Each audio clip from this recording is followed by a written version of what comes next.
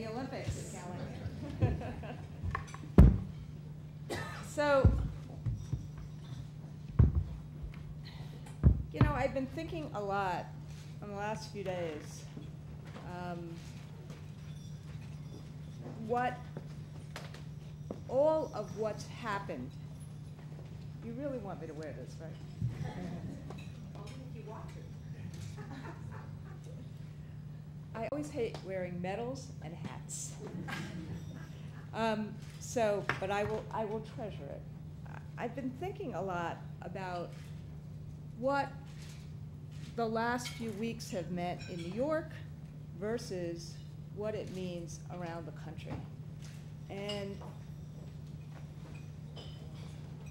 Susan, Ernie, Paula, and I'm sure Jay, who I didn't hear, said a lot of this.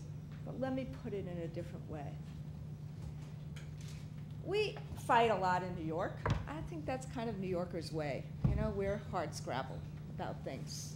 You know, when you could say things in 4 or 5 different ways, we choose to say it in the highest octane way we can. But what New York has proven, even in this, the worst recession since the Great Depression, and with the federal stimulus money, we live in a bubble that the moment you are anywhere else in this country, my friends, you see burst. Look at Detroit, where I was a couple of weeks ago, as one particular example.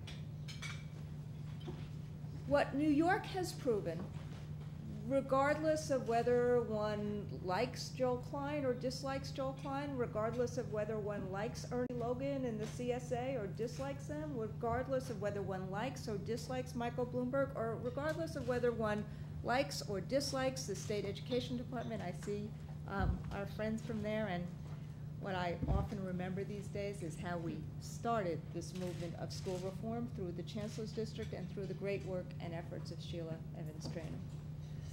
Or regardless of whether one likes or dislikes the UFT and all we're about, what we have proven in New York, even whether or not the math tests are easy or not easy,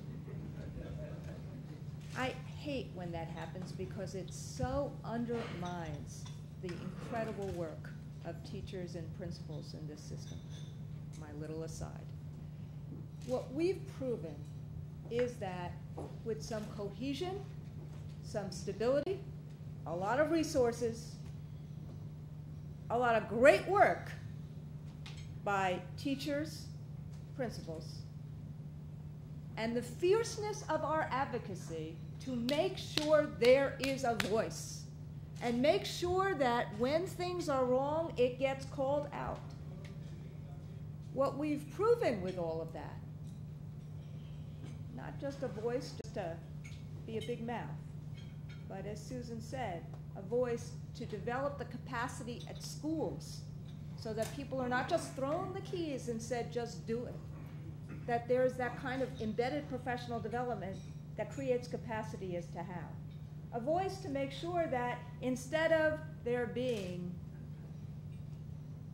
a hierarchy that says, just do it, that there's real collaboration in schools, which there are in most schools.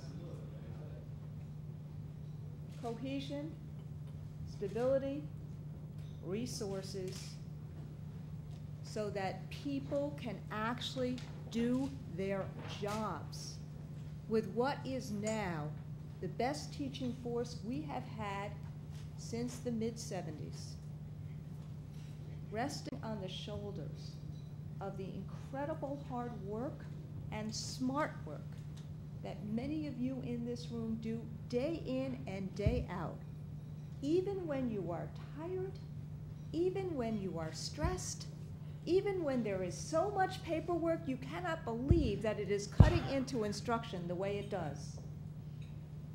You have found a way, with that cohesion, stability, resources, to turn this system around so we finally see real student achievement in New York City.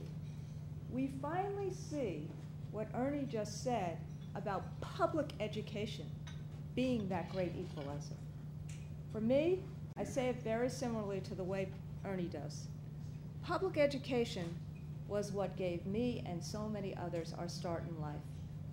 More than that, it is the only way in a capitalist democracy that kids have the opportunity to be whoever they want to be.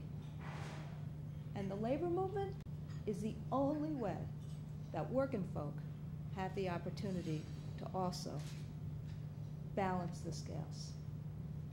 And so for me, as I'm sooner rather than later leaving this stage, not just this stage, but the stage of New York, for me, watching what's happened this year, getting this kind of award for the work that I love doing, which is helping kids get the opportunities to not only dream their dreams, but achieve them, and helping the workers, the incredibly hardworking teachers and paras and secretaries and psychologists and social workers and lab specialists, and on and on and on, and those who supervise them, helping them have the tools and conditions they need to do this great work. To get an award for that, to get an award for the work you love doing every single day, is just simply marvelous. So thank you very much, Paula. Thank you, Susan, for the introduction. Thank you all of you.